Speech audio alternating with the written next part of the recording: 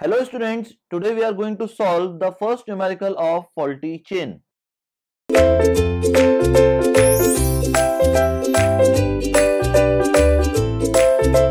Question is written as the length of a line measured with a 20-meter chain was found to be 250 meter. Okay students, that will be the measured length or faulty length between 2 points, that is 250 meter. Now calculate the true length if the chain was 10 centimeter too long. It means that the value of delta L is given as 10 centimeter, or we can convert it in meter, that will be 0.1 meter. Now the faulty length of tape will become L plus delta L. Now the value of L is 20 meter and the value of delta L is 0.1.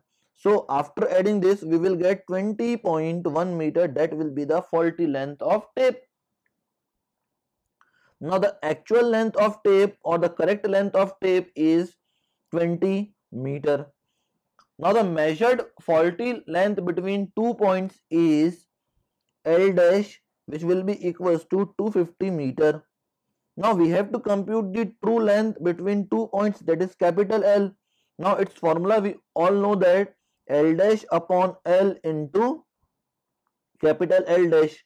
On putting the value of small l dash upon small l into capital L dash, we will get 20.1 divided by 20 into 250.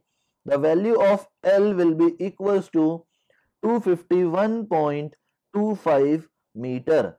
That will be the actual length or true length of measurement between 2 points. That is all about this numerical. Thank you very much, students.